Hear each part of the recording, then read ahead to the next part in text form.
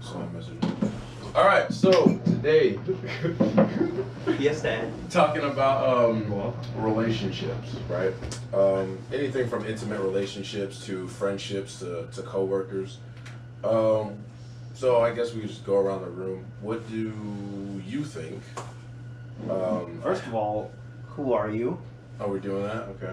I mean, Okay. we got it at some point, right? Yeah. Oh, so of course my name is Philip, but everybody calls me Tom Tom. So here we're gonna be known as Tom Tom, the Tom Tom Gang. The Tom But Tom. Combat Kid. Yeah, that's it. Just Combat Kid. Okay. I'm Andrew, but I go by Howard. It's better. So, Howard works for me. Yeah. So, relationships, right? What do you think a healthy? Well, first of all, we have what is a relationship? What does that mean? You think? Cause we spent a little bit of time earlier today looking it up.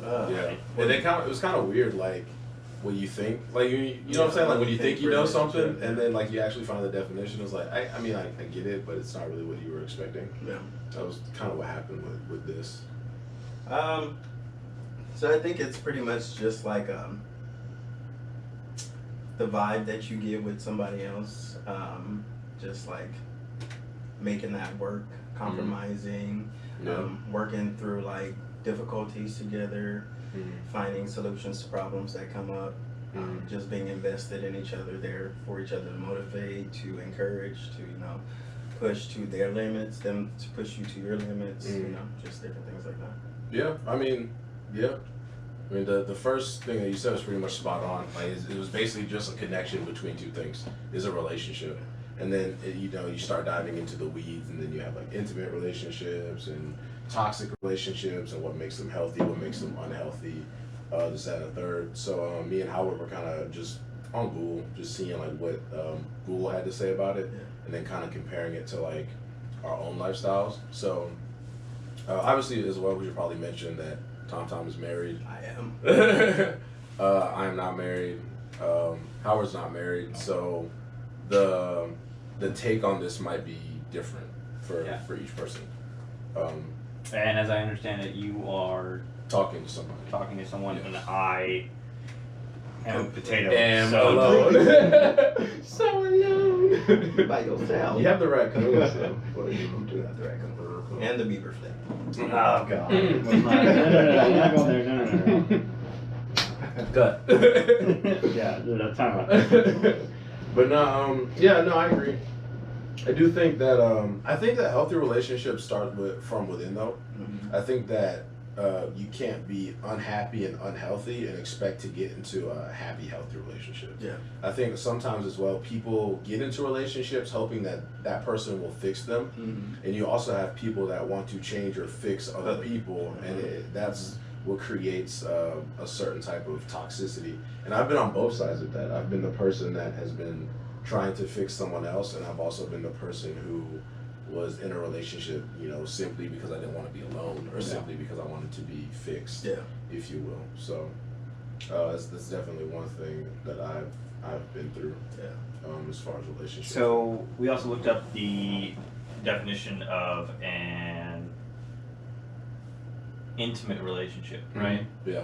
And the definition was an interpersonal relationship between two people or more, which involves physical or emotional intimacy, right? And then So fuck it. it's a little bit different. Yeah. It can be between family, whatever, and then we kind of spitballed back and forth. What is a healthy relationship, right? And he looked it up. Self-love, respect, trust, openness, and passion were all listed, as defining characteristics of a healthy relationship. And then for an unhealthy relationship, we kind of made up our own definition. It was, when individuals in a relationship are detrimental or oppressive to, you know, the other person in the relationship. So just, you know, in general, like, now we all kind of are on the same page with what we define as, Yeah. you know, relationships. Yeah. So my question to you would be like, what are some of the things that you do as someone who's married to maintain that healthiness or that open line of communication with your significant other? So like you said, a lot of that stuff like correlates to a healthy relationship. Like trust. Yeah. Like if you can't trust a person 100%, then I mean I don't Probably think shouldn't it's be worth with it. them. Exactly. Yeah. And even like the career that I've chosen, which is, you know, been in the military and been away from my wife for a year, you know, we have to be able to have that trust within each other in order to survive. Because if I'm over here and she's over there and we're accusing each other of, Right, you know, it's all bad. it would just be Military a whole marriage toxic is like, relationship. fuck up And the that's why relationship. a lot of marriages do fail with people within like the military or who stay away from their spouse for a while, is because of that trust factor. The trust issue. So being honest with your partner is completely and 100%. Like even if you mess up though, and you go back and you tell your partner what you did or along that line, it's better for you to be honest with your partner and let them make that decision whether they want to let the relationship go or whether they want to work on it to see what they're going to do. You can't be living a lie. Exactly, because if you're lying and then you know, that means you don't regret what you did in the first place. So And you not probably only- shouldn't be with that person. Not only that, I like agree. if they ever find out about that, Yeah. you know, like say 50 years down the line, you know, it's hell and high water today. exactly. But I mean, realistically, if you're seeking other attention or, you know, physical attributes or whatever from another person while you're in a relationship, are you really ready for that relationship? The answer is no. So what you should do is admit that you're not ready, right? Tell your partner you're not ready, and then move on from there. True. Right, and whether they want to, you know, take a step back and work it through it with you is up to them. Yeah. But if you seek attention from other people while you're in a relationship, or not even so much attention, just, you know, like physical or emotional attention, Energy from another person, you are not ready for that relationship. I also think part of that comes from being insecure as well. I agree. Saying that like, oh, like you're everything that I want, everything that I need, blah blah blah, but you're still like a part of you still needs that validation from an external source because you don't have that, oh, I'm good enough feeling for yourself. Yeah. So you have it for someone who you know who's not gonna leave you. So their words, I don't want to say fall on deaf ears, but they don't have, I guess, the same weight anymore because you know that they're in it for the long run, as opposed to, oh, there's somebody new and they don't really know you, but yet they still find you desirable, and it feeds into that ego and that insecurity. And I think that's a lot of times when people start to look elsewhere outside of their relationship for validation. And I think like that's the main difference between being in a normal relationship and then being in a marriage. Because in a normal relationship, you can pull back and be like, hey, I need to work on me, I need to work on myself, this, that, and the other. If you But in a did make marriage, that you mistake. become one, In a marriage, you can't do that because you're already devoted to that other person, whether you like it or not. So, like being honest with that person, if you did mess up or whatever, that's up to them to make the decision if they want to. It's not about you working on yourself at that point anymore. It's us working it out together, whether we're going to work it out together or where we're going to go our separate ways. So that's the main difference between a normal relationship and a marriage. So he and I talked about toxic relationships earlier, right? Off camera, and you know, I came up with this kind of question in my head, and I want to ask you, I want to see what your take on it is, right? Can you have a healthy relationship in a toxic manner? I made that same face. So, It's an odd question. It's kind of interesting because I guess it just depends on if that toxicity works for you and your partner in that relationship. If that's how y'all vibe together and it gives you a end result where it's good and successful, then it's not it's not toxic. then it's not. So I mean, if that's just like being toxic to each other helps y'all out, then other people may see it as toxic, but you might love it. Then is toxic a self-defined thing? I think toxic is like an outside person looking in because they don't really know what really works for you. So they only see what is going on, like, in front of them. They don't see what's going on behind closed doors. So what's going on behind closed doors may completely work for you and be justified. But what other people see is like, I don't like that, or I wouldn't do it like that, so it's judged. So what do you think about, let's talk about the Muslim culture, right? Their wives are not allowed to show any part of their body other than their face, right? And then they're basically property, right? So is that toxic?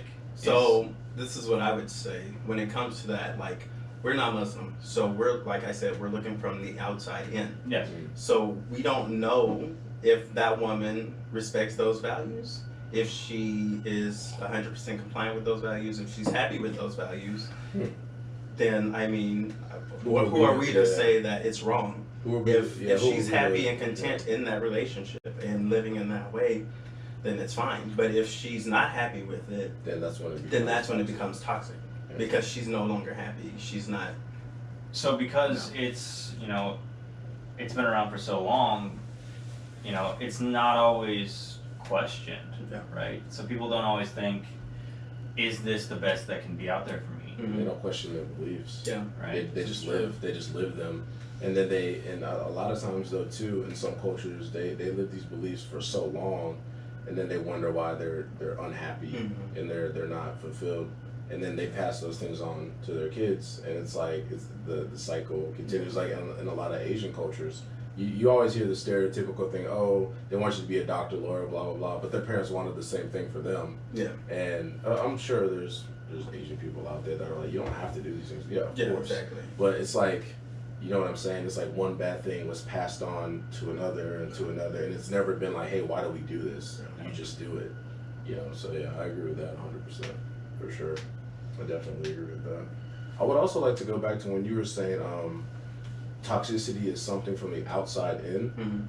I do agree with that, but I also think that it's easy to, if you have a certain level of accountability, you can also say like, no, that was me. That was my bad. Like, I fucked that up. Like, I was the toxic one in that situation. And I feel like that doesn't happen enough in certain relationships.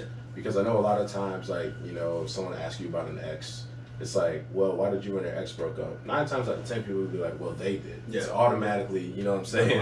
Like, I did nothing wrong. I'm this angel. Like, I'm the best person in the world. My ex did X, Y, Z, blah, blah, blah, blah, blah. As opposed, right, as opposed to being like, we broke up because I fell short and blah, blah, blah. Yes, you know what I'm saying? Because it's never just one person full sending it the whole time. I mean, it's always, well, it shouldn't be. If it's a healthy relationship, it's not one person, you know, full sending. It's both parties missing things, maybe not being able to communicate, coming from different cultures. You know, I've dated a woman that is from the Muslim culture, and her family didn't talk as much about things. Like my family, my mom was always like, hey, you know, I love you. You know, my dad was like, you know, would like hug me in public, and I'd be like, Dad, get off me, you know. But that was like, that's the environment I grew up in. So talking about things was like second nature for me. And if I was upset, I couldn't hold on to it because I know what that does to me inside, you know? So like, it would be like immediate. Like, and I had to learn how to tailor myself to say that in a way that wasn't like egregiously offensive, but I had to, and once I learned that, I was able to be like, right, look, that's not how you deal with me. You know, and like was able to talk about that. But like, you know, in some cases earlier on especially early on in our relationship, it wasn't like that for her, and I didn't have the skills to like give her that per se. So I just looked at it as, oh, she's weird in that regard. You know what I mean? As opposed to being like, what can I do to like, how can I guess tailor my communication to a way that's more efficient for the relationship? I was just kind of like, why aren't you talking to me? And that wasn't the best thing to do in that situation. So I have a question for both of you. Do you both believe that in true love, like in your one true person that you're supposed to be with, or do you think that it's just a random game that we're all playing to try and keep the populace going? You want to go first? No, you can go. I didn't think about this. Actually, I'm gonna. All right. So I mean, either. I'll answer. It's a little bit of both. I think there's validity in both. I do think that, so I think love comes from being attracted and compatible with somebody, Yes. right? You are attracted to that person, and you guys are compatible. Your morals line up, your values, etc., etc. You can live together. She's funny, whatever. You know, I feel like that is what lays the foundation, and then you go through things, and trust is built, so on and so forth. But I don't think that it's just one person. I mean, there's 7.8 billion people on the planet. You know what I mean? So to say that there's one singular sole person, I think that sounds a little bit ridiculous to me, just from that aspect of it. But I do think That's not even just the universe. That's just right. That's just Earth. the planet. That's a topic for You another know what I'm saying? day. That's just relationships. How are relationships? No, that's just you know what I mean. Yeah. So to say that it's one person, I don't agree with that part of it. But I do think that if this was a game and we like, okay, these are your morals, these are the people that line up with your morals, these are the people that you're attracted to, that are also attracted to you, and that you're compatible with, so on and so forth. And I think it's more about being honest and open with yourself, so then you can be honest and open with that person, and then move forward in love. I think love is earned. I don't think that you just wake up in love. I think that it's something that you have to work on. It's something that you have to polish. Because people are creatures of habit, and you know, like you're married, so you know like there's going to be times where your wife may underappreciate you, you underappreciate your wife. You're not doing it purposefully, but you're doing it because A, you know that person's always going to be there, and B, that person's dependable. I said this off camera when we were talking at work.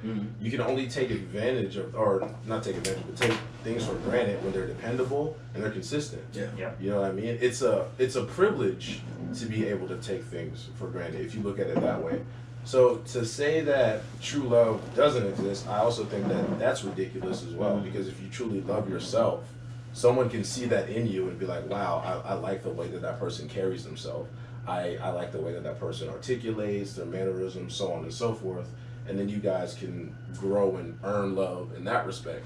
But to say that there's only one person, I don't necessarily agree with that. I think that you choose. Yeah. Like you make a choice to say, right, you are my person. Like you said, it's a commitment. There's literally paperwork involved, you know. So I think that you choose, but I don't think it's something that just happens like whimsically. I think it takes work, and I think it takes a really long time for it. Okay. And there was something you said that I want to kind of throw back at you. So you said that a relationship, you know, is a match of two people, a compatibility, right? Yeah. Mm-hmm. So the best way to determine that, right, could be through technology. So, in that aspect, is virtual dating better, or could be better, than regularly trying to find a match through your person? Because it can go out there and it can search hundreds of thousands of profiles that could be more compatible than your current person. Here's my issue with that. People have an online persona and how they are in real life, right? Yes. Nobody is 100% the way that they are online. Because in real life, you're constantly changing, you're constantly going through things. Once you put up a bio, it stays your bio until you change it. So what if we took, I know I'm just like shooting the shit here. My robot tinfoil hat is on, right? So what if we took every person and gave them a psychological profile, right? Okay. Then that profile was used to relate compatible matches and find the best mate. Have you seen Black Mirror? No. Have you seen Black Mirror? No. They literally did an episode of that. It's called Kill the DJ, where they have this dating app, and they literally put your psyche and other people, like everyone in the world's psyche, like on this drive rather, and it has people's psyches go through 1,000 situations. And if they leave, like depending how many times they choose each other in adverse situation, determines their compatibility percentage.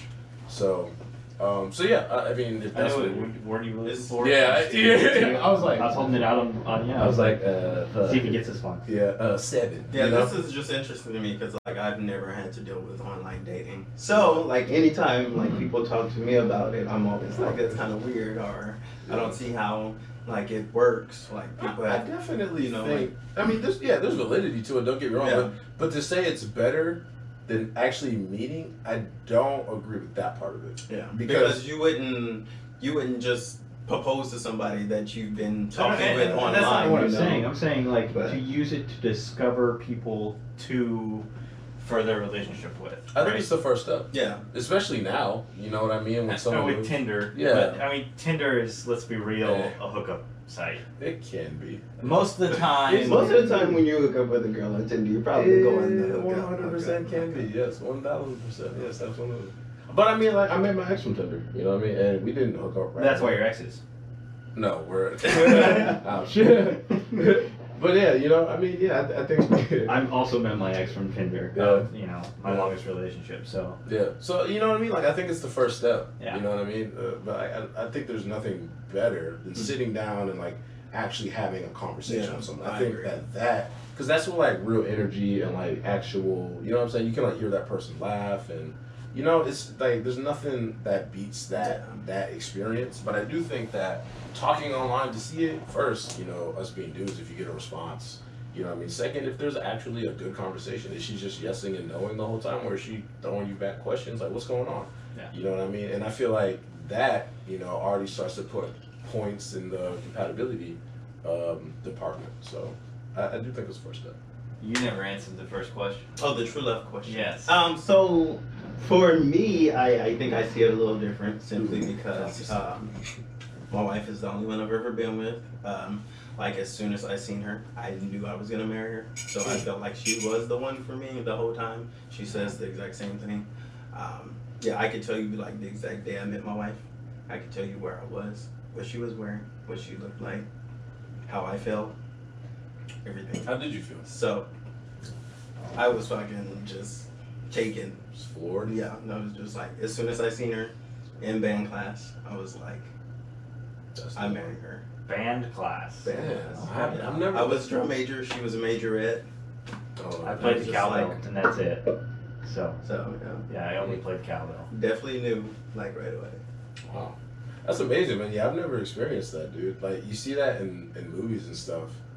But yeah, I've never experienced that. Yeah, well, oh yeah. So movies fantasize God. relationships, and you know Yes. the expectation Yeah. of finding love, Mhm. right? That's all media, though. TV shows, anime. I mean, yeah, but music, let's but talk yeah. about chick flicks, right? Mm. So The Notebook, right? Yeah. This guy goes away to war, right? Comes back, and like re-engages with his past love, right?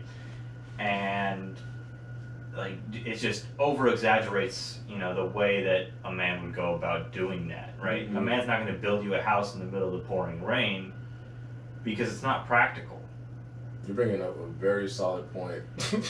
I I've mean, never seen the movie in its entirety, so no spoilers. But But was he building the house for her? He was definitely building the house for himself.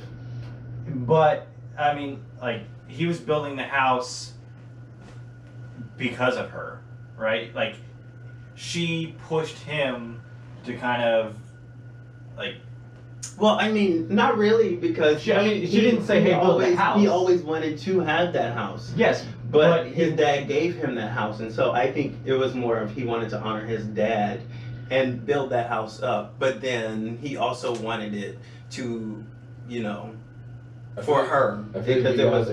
I feel like you guys are definitely spoiling this movie for me. That's all I'm saying. Oh well, it's definitely a good movie. You definitely need to watch it. Well, we can be Yeah, on I this haven't after seen he it. Yeah, watches we it. can- Yeah, I haven't seen it. I haven't But seen it. it's more to why he built the Yeah, I house, have and seen- it's also self work Yeah. within that house that he's doing. I have seen The Fault in Our So- Stars though. I don't know if that counts. That's as a good show. Yeah, A I really good haven't. movie. I don't know if that counts as a chick flick Uh, though.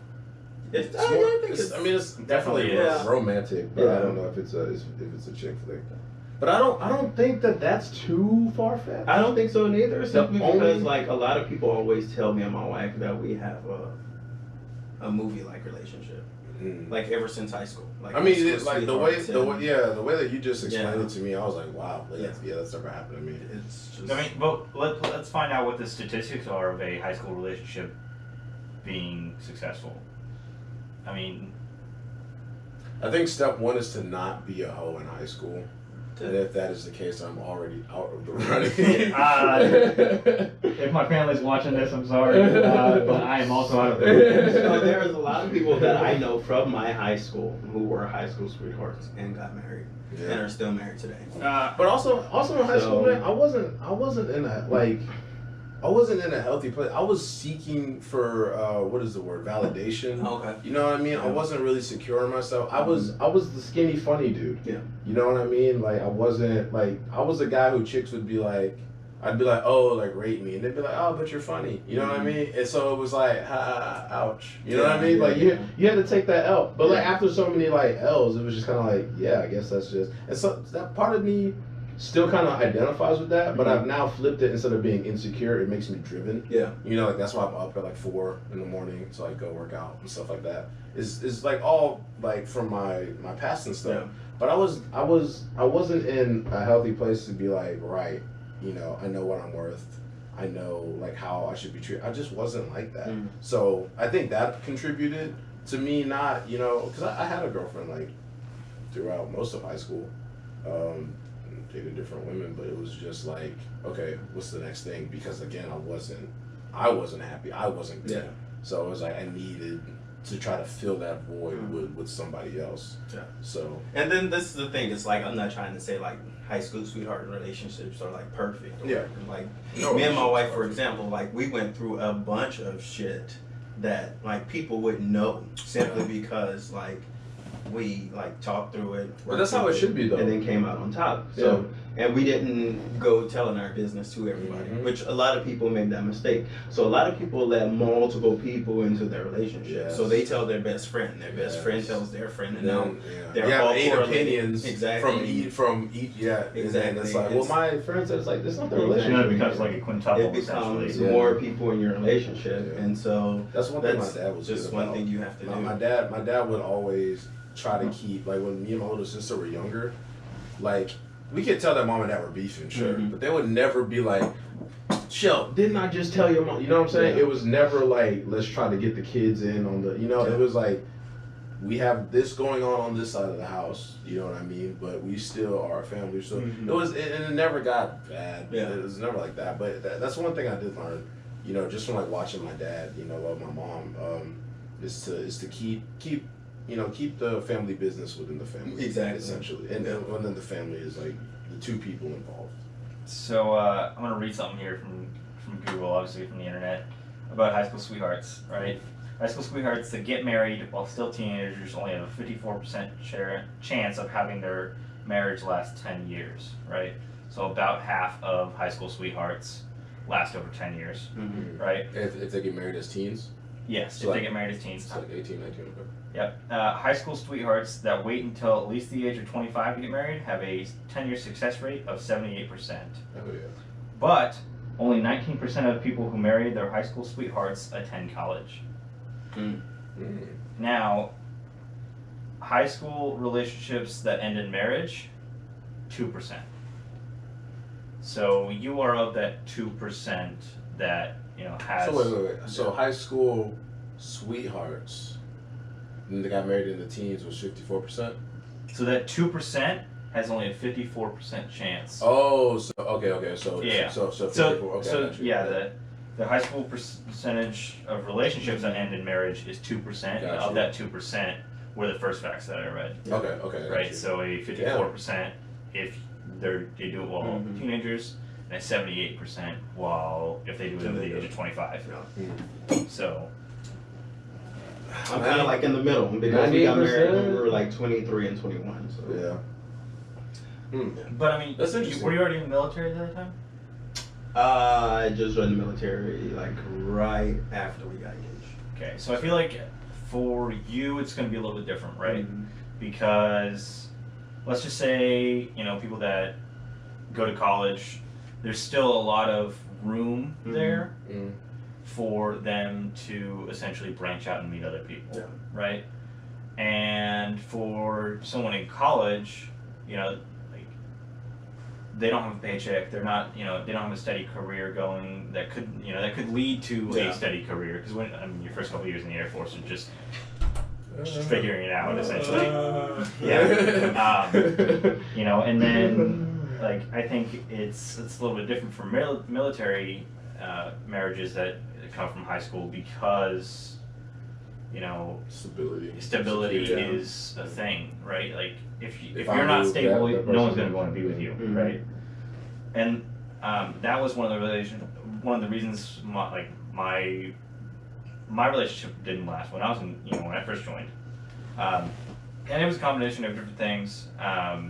You know, it was me not necessarily being ready to have a long-term relationship. You know, like our relationship lasted 9 months, right? But I wasn't ready to have a relationship that extended past that, you know. Yeah. And relationships are hard, man. On top of that, right? Like, I wasn't necessarily stable, but neither was she, right? And like, I wanted to be with someone that had something going for them, right? And not to say that she's a bad person. She's actually in the Air Force now, you know, and she's doing great. But you know, at the time, like, I just wanted more from a partner, right? And I think that was a little bit of immaturity, not a little bit, a lot of immaturity in there, because I didn't realize that if that were to have lasted, it would have need to been a growth period for both of us, right? It I just wanted it to happen overnight, right? Like I was like, oh, you know, I've got a career path lined up. Well, you know, why doesn't she? And I left like 3 months after I got out of high school. I left for the Air Force. So I mean, like, you know, it was immaturity that led me to end that relationship. So. That's a very solid point, man. You know, like with me and my ex, it was kind of the same thing. You know, and I don't want to like put on a business, but long story short, it was I felt kind of the same way. You know, like I always believe in like being around people that are on equal footing or better. Not to say that like if someone is trying to learn from me, I won't teach them, but like when I'm in a relationship with someone, they're the closest person to me. You know what I mean? Like they are literally like my weakness, so to speak. So when I was like, I'm the kind of person, like I was obsessed with self-growth because of my rejection and, you know, this, that, and the third. So when I'm constantly trying to expand and grow and, you know, take up space, if you will. And I was doing that, but I felt bad because I couldn't do that for her. So part of me was like, okay, this is my fault. Like I'm holding her back. You know, started blaming myself, and then she assured me that that wasn't the case. And that was one of the many things I think that ended our relationship. And yeah, you're right. It was immaturity. Like when I came here, you know, she actually missed me at the airport, and I kind of was already feeling like I knew what was happening, but I just didn't want to admit it. Yeah. You know, but like before that, she told me that that she thinks that I should date someone more like me. And those words, they still stick with me because it was like, she said something that I had thought, but I was just like, nah, you know what I mean? But to see that she was feeling it too was like just a testament of how close we actually were, you know, as far as like energies. Because, you know, you probably have times with your wife where like y'all don't have to say anything. Yeah. You just know, you know what I'm saying? Like we would be like drinking coffee. And she would like look at a napkin. I'd be like, "Don't wipe my face." And she's like, "How did you?" I was like, "Cause I know you, and I know you." You know what I'm saying? Yeah. Like that unspoken.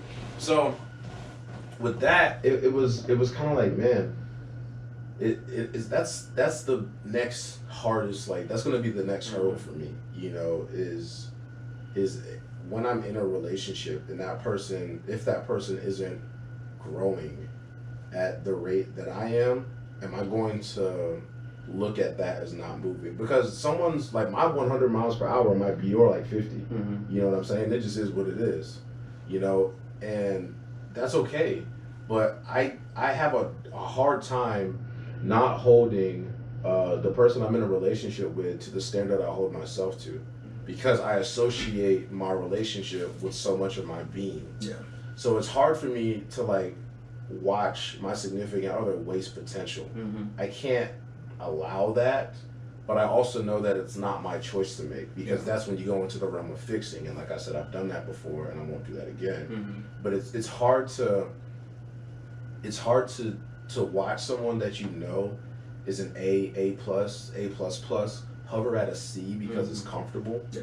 And it's almost infuriating, but because you love that person more than you're upset about how they are, so you try to like help them figure some things out. And I think that I did help her figure some things out. I mean, obviously we have to have her here to know for certain, but I think like that is what really ended the relationship. Yeah. It was me going like, hey, hey, speed up, and they were just like, dude, I can't. And I was like, then I can't be with you. Yeah. And it was hard, and that's hard, you know what I mean? It was hard to hear, it was hard to say, because we had been through a lot together, man. Like, she forgave me from like a lot of mistakes, and that was another reason why I was like, man, like, you know what I'm saying? Like, she could forgive you for this, that, and the third. It was really only one thing, but she can forgive you for that mistake that you made, and you can't even wait on her. Like, I was like, damn, like, am I a shitty person? Like, do I just, you know what I'm saying? Like, do I deserve a relationship?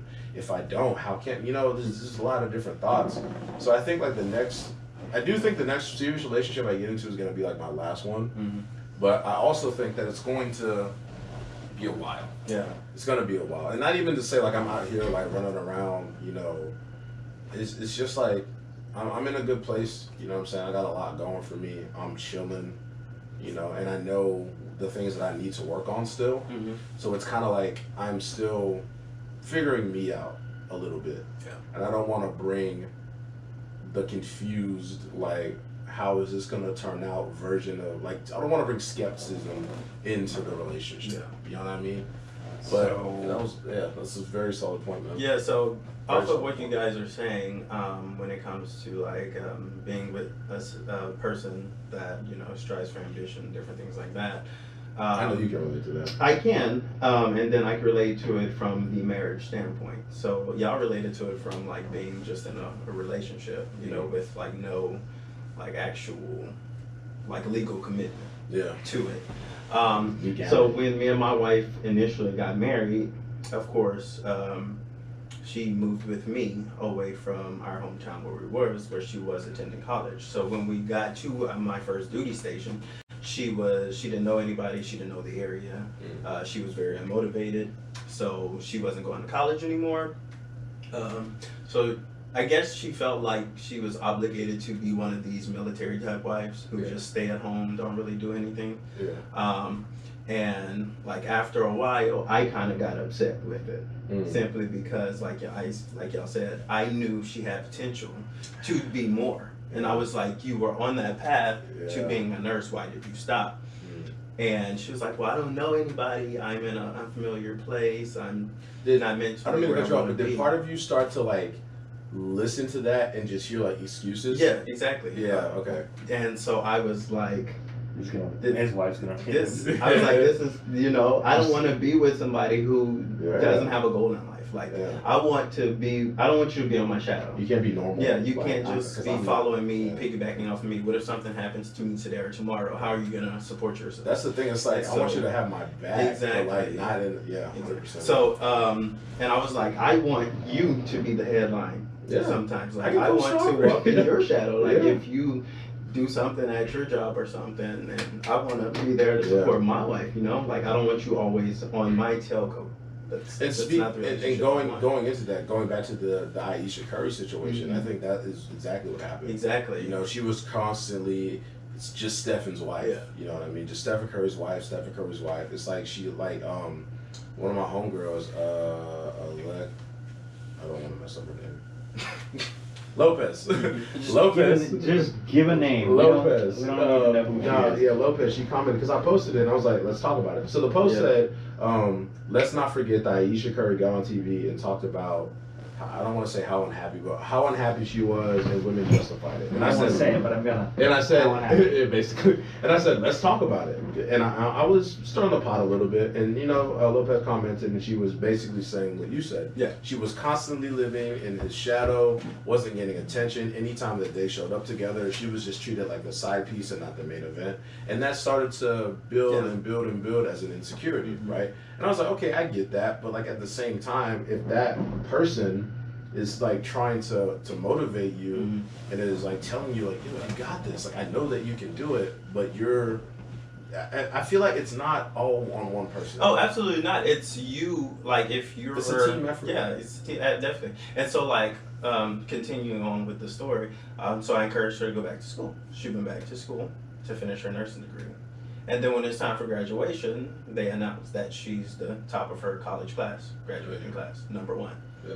And so I'm showing up to graduation like, hell yes, this is my wife. Like I'm on your coattail right now. That's the This is your relationship I wife, want. That's the kind of relationship I want. I want to be able to praise you sometimes and be your backbone, not always in the front. You know? I'll also throw in, and this isn't really pertaining to this situation per se, but you'll also have people sometimes that'll say that. They'll be like, oh, I want to live in my like wife's shadow, and then that time comes and they don't actually know how to do that. You know what I mean? They want to take over that moment as opposed to just be in that moment. Absolutely. You know what I mean? To instead of like they're so used to being the headline, they don't know how to take a step back. And well, that comes and down to like people. I think that comes down to insecurity as well. Yeah. I mean, letting your wife outshine you, or that makes you less of a man. Or hell no, like I want my wife to outshine me. That means I need to step my game up. And that's the mindset that I have with everything that I do. Like I told you, like when we worked out, I was like, yo, Tom is stronger than me. But what I tell you, I was like, every time we work out, like I'm gonna do 5. Yeah. If you do 5 pounds, I'm gonna try to do 10 pounds. Exactly. You do 10 pounds, I'm gonna do 15 pounds. Because at the end of the day, we're both getting it in. Exactly. You know what I'm saying? And at the end of the day, we're both gonna have a hell of a workout. You know, it should be the same type of principle. You know what I'm saying? In my relationship, me and my girl, she's like, right, let's start like a weight loss challenge. You know what I'm saying? We put like $1, I don't know, in the jar for every pound that I gain, every pound that she loses. And the loser or the winner takes it. You know what I'm saying? The loser has to pay for dinner or something, or pay for a cheat day. It's like, say no you know what I'm saying? It's that healthy, you know what I'm saying? It's healthy that competition within that relationship. Exactly. And I feel like that's and it needs to, and it's gonna come. It needs to come from a place of love as well, not envy and not sabotage. Exactly. But because I feel like that's where the real synergy is. You know what I'm saying? You guys talk about it. You know, like it's healthy competition. It's not, this person isn't your enemy. They're saying like, hey, you feel like, hey, I got a goal in mind. I want to try to gain 15 pounds by the end of the month. She's like, bet. I want to try to lose 15. Cool. Let's, you know what I'm saying? Let's make a game. Blah blah blah. This and the third, because that's your partner. You know what I'm saying? That's your right hand. But I also, like, going back to my personal life with me, I didn't know how to have a right hand. Yeah. Because I've always, like I said, I was literally like addicted to self-improvement. I didn't know how to slow down sometimes. So I was like going over to her house. She lived like an hour from base. I was going over to her house, just like staying up all night to like talk, whatever, driving back home, working out at 4 a.m, going to work. It was 48s there. Working out again, like I was doing so much because I was like, well, I can't take a break just because and then that eventually led to like a physical and mental breakdown where I was just like, yo, I can't do this. Yeah. Like I can't do what I need to do because like I'm spending so much time with you, but I can't not spend time with you. But I'm only one person, and I learned that the hard way from literally like crashing and burning. Yeah. Like literally, like I was playing rugby, but then I was like, I don't know if you've ever played rugby. It's like, it's hard. It's very, you know how like we were talking about like with tumbling, you feel super sore. It's like that. Like your whole body's just. So I was playing rugby, and then with rugby, all the water that I drank would be out of my body, but I would still take pre-workout and then try to work out, and then get like 3 hours of sleep to go see her. But then I wouldn't meal prep, so then I would spend money to get. It was just like one thing, you know what I'm saying? It was just like one thing after another, and I was like, yo, I need to just take a break and really be structured and like grounded on like what I need to do. And I think I should have done that before I got into a relationship, so I could be like, look, babe, like this is what I got going on. This is you my know what I'm saying?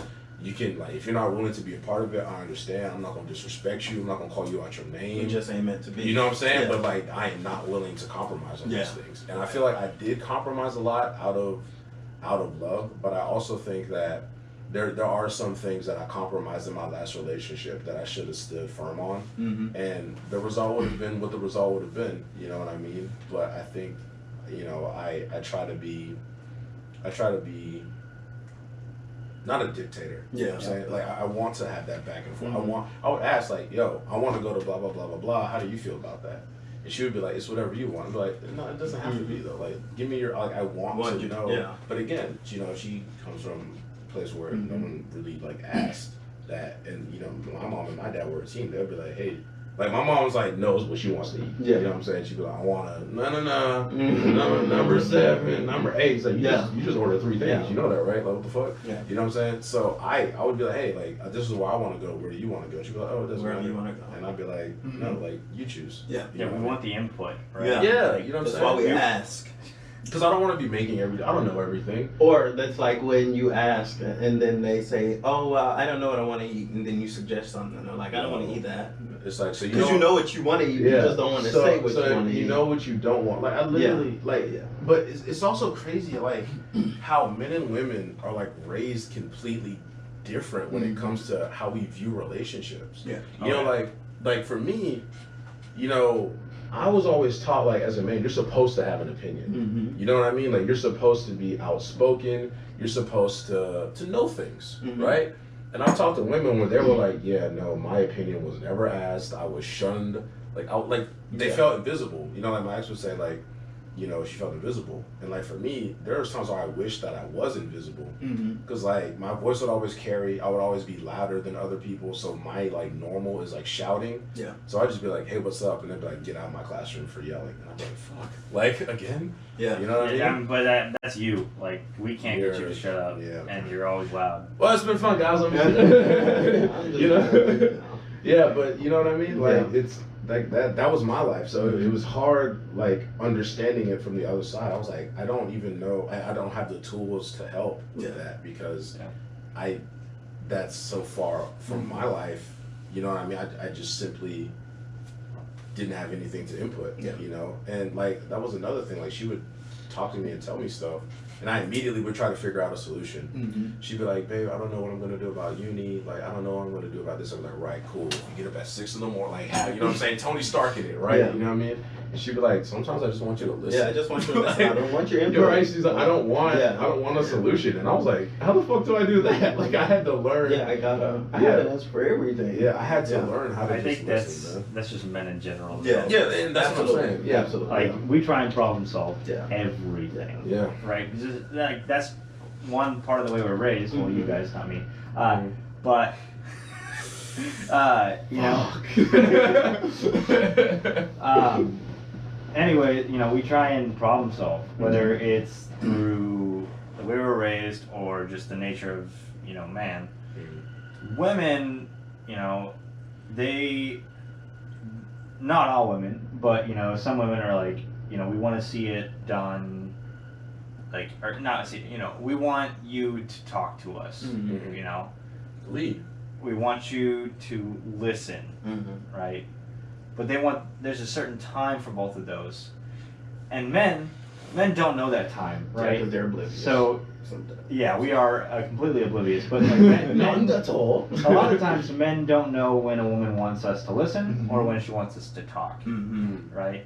But I also think that falls on the woman's shoulders as well because, you know, it's not always voiced. Granted, some women do voice that, you know, and I see you looking at me like, my wife voices it. Right? So it's not that she voices it, but it's her mannerisms. That it's like if she's talking a lot and just talking, leaning into me, talking a lot, that means she wants me to shut the hell up and just sit there and listen to what she has to say. But if she says something and then she's just quiet, My turn. that's when she wants you to put her in. I was about to. Oh, sorry. That's where a lot of people misconstrue, and men just try to jump over the conversation and take over. And she's like, no, that's not what I want, you know? Yeah, I was gonna say that as well. Like, we don't know that, but we can learn that. We can learn that. We can learn that woman. Yeah. You know what I mean? Because you're right. Like, you guys know, I talk a lot. Like, I will talk forever. Yes. And ever and ever. And that's something that I literally have been asked my whole life. How do you feel about stuff? Mm-hmm. And I was actually, I was a shy kid. Like, I was super introverted. You know what I mean? Believe it or not. Like, I didn't want to talk. Yeah. I didn't want to have an opinion. I wanted to just chill, you know what I'm saying, get through the school day and just be done. But like in class, like in sports and anything, they would be like, you just stand out. And I'd be like, how?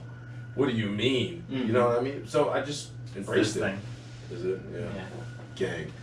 Social distance. But it's nah, it's it's I don't know, like, so once I started to lean into it and like I would talk and like people would listen, I'd be like, okay, you know, I guess I have something to say and support, which led me to music and, you know, other things. But yeah, like that's something, again, I had to really learn, like, when to shut the fuck up and just be like, Yeah. okay, you know, like my ex like told me, she was like, sometimes your answer just needs to be okay. And it didn't compute at the time. I was like, what do you mean? How can you tell me what my answer to be? I have thoughts and opinions. Yeah. And then I thought about it. I was like, she's fucking right, man. Like, sometimes I just need to chill. Yeah. Yeah, sometimes I just need to chill. Like So- right now, I'm gonna shut up and let you talk. Thank you very much. Like, are you done? I think this is the first time ever. Are you See, this is done? why I have this. Yeah. I think this is the first time ever that you've done that. Yeah. Well, really quick though. So, remember the other day I was talking about over communication, right? So I just want to delve a little bit back into that, right? If you will, indulge me, right? So, over communication in relationships, and you agreed with me, right? Is the constant description of what you're doing throughout the day. And it's easy now because we have phones, you know, you can literally like put a headphone in, leave your phone somewhere and go talk to somebody like 4 hours on end. Like, and if you have your phone plugged in, it's unlimited. Yeah. Right? Over communication is ruining relationships today because, you know, you're not leaving room for, I don't want to say mystery, but it's, I would just say like general living. Like, yeah, you know, like everyone wants to communicate with their significant other, like at all times. Yeah, and it's and if you're not ruining- responding back, then you're doing something shady, or you know, you're not paying attention to them, and it's like, I've been talking to you for 6 hours. Yeah. You know, Yeah. so it. yeah, I mean, over communication, right? Like, it's just communication is key in a relationship, right?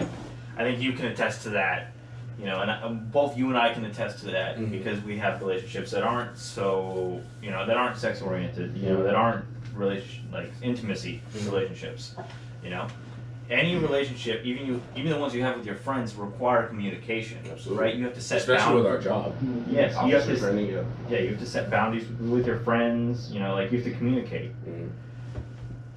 If you were to spend all day, every day, talking to your friend, you would get bored of them. I guarantee. Yeah, you get annoyed. Exactly. Yeah, you get annoyed. And what needs to happen, I think, is the communication needs to be toned down between a lot of individuals, right? Because it's killing the relationship.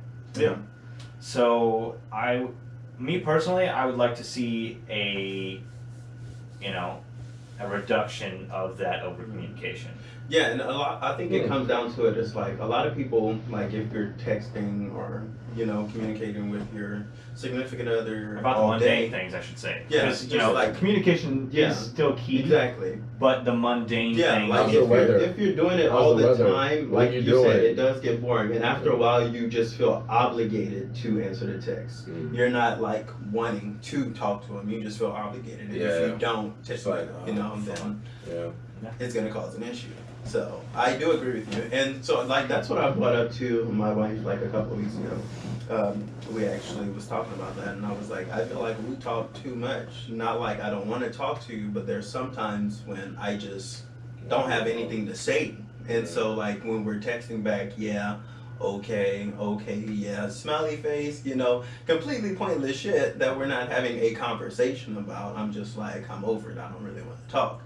But I don't want to tell you, I really don't want to talk to you right now because like, how does that sound? I think, I do think that I always say there's a nice way to say mean things. Yeah. You know, again, based off the information and data you have on that person, you know how to tailor it, how to put that message in a way that's If you're not digestible. oblivious, right? Right, yeah, that's digestible for them.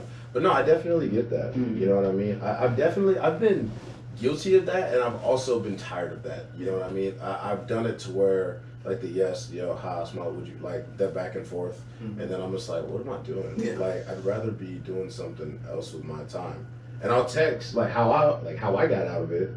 I'd be like, hey, you know, I'm in the studio, I'm about to be in the gym for like the next 2 or 3 hours. I'm going to be busy. So then that person knows that I have shit to do. You know what I mean? I'm not just ghosting, I'm not sharing them, but I have shit to do. So like that ends the mundanery. And then after the workout, then okay, now we have something to talk about. How was your workout? It was actually good because I'm passionate about that. I mean, again, you know, I can go in on that, I can give tips, and now it's back to an actual conversation as opposed to how's the weather. Exactly. I agree. So my next date, right, is I want to try to distance myself from that person in between dates, right? So I want to be like, all right, here's our first date. You know, we're gonna go out to the movies, do whatever, you know, and then we're gonna go out to dinner, have a talk, and then I'm gonna explain, you know, I want to try not communicating between these two dates that we're gonna have. You know, so like I want to see you Thursday. Say it's Monday. You know, I want to see you Thursday. But I don't want to talk between then, right? Because then when we come back Thursday, There's so much to talk about. there's so much more to talk about. There's, you know, you missed that connection if you had one in the first date, right? Like that's something I want to do, but I think it's gonna take That's a a big effort on both parts.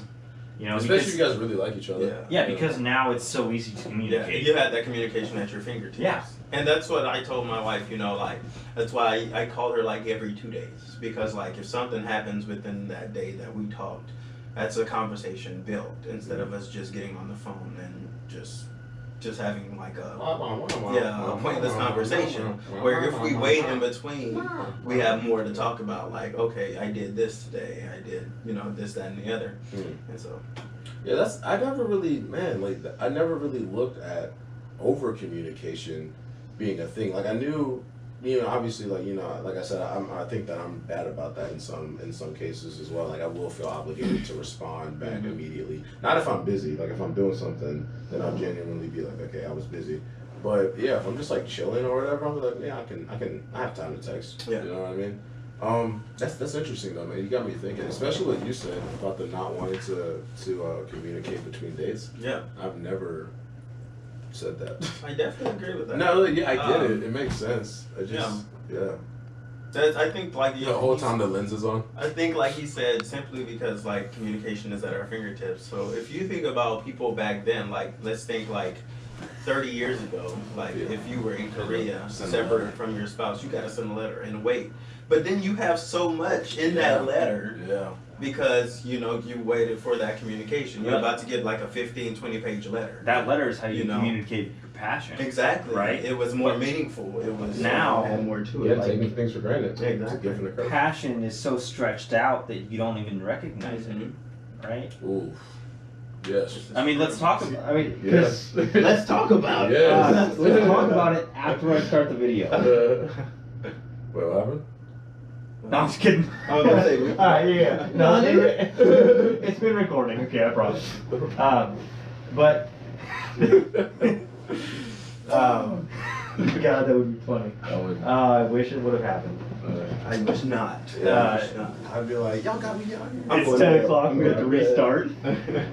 But like when you communicated, or you know, when you met up, whatever. Like, let's say 30 years ago, you portrayed your passion in that time you were together. Now, the time between meetups, the time between talking is so minuscule that passion is stretched out. Exactly. And you don't notice it. So maybe the person does like you a lot, right? And maybe you do like them. But it's possible for you to not see that so you don't see a connection, right? So I challenge you, you know, you already kind of do it. You said you talk to your wife every 2 days, but I challenge you to be like, hey, you know, whatever your person's name is, right?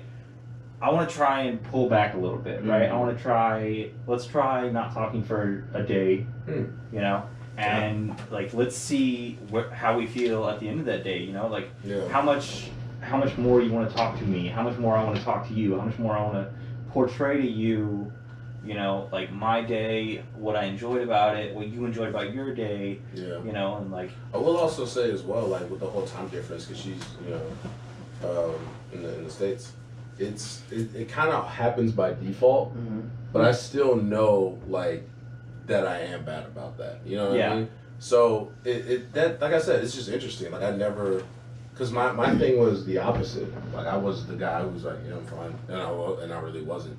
You know what I mean? So I think that as I started to become more mentally, I was like, yeah, let's, like I'm an open book. Let's talk. You know what I mean? If there's some actual shit that we need to talk about. You know what I mean? But again, I'm really, like, I'll turn something small into, like, a whole big thing. That was one thing that my ex fucking hated. She'd be like, how's your day? And I would, like, go on, like, this ginormous, like, elaborate, you know what I mean? Because that's just how my brain works, you know what I mean? Like, I mean, you still do that. And that's like I said, that's how my brain works, man. It's definitely a crazy thing, especially since y'all said that. So if you think about it, if I would try to relate my relationship with my parents' relationship, I could see like how this portrays, because like with the technology we have today, cell phones. So if my wife was at work and I was at home or something, and she would text me about how her day is at work, I already know what your day is like. So when you get home, we don't have anything to talk about, right? So now we're just pretty much watching TV, sitting in silence, and go to bed.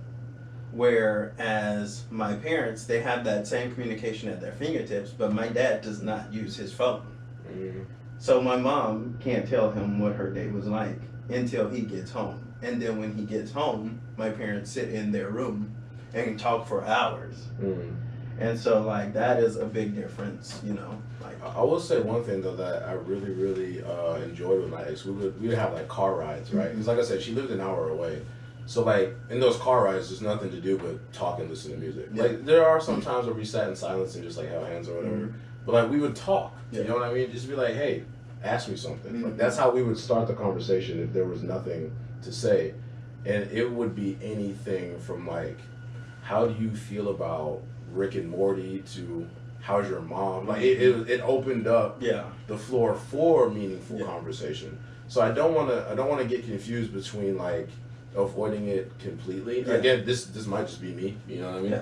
But they're like, we just be like, hey, ask me something. Or like, hey, what's on your mind? What are you thinking? You know, like just something, you know what I mean? And if it was like, I'm just thinking what you're thinking, you know, or like nothing's really on my mind right now, but I remember last week what, you know what I'm saying? It just opens up the floor because you're in that situation where there's nothing to do but talk. And like I said, so when you're asking about the technology question, that's why I think the face-to-face is like so much better, because you can be sitting, like, can you imagine if we try to do this podcast like via FaceTime? It'd be whack. You know what I mean? But like, because we're here like in each other's presence, it just adds that extra element. It's the same thing I think when you're communicating with someone. When you're there and you can like, you know what I'm saying, like see how they light up when you tell a joke, or like see what their face looks like when they're thinking about something. It just adds that extra element to a conversation and more so to a relationship. Third dimensional conversation, right? A one-dimensional conversation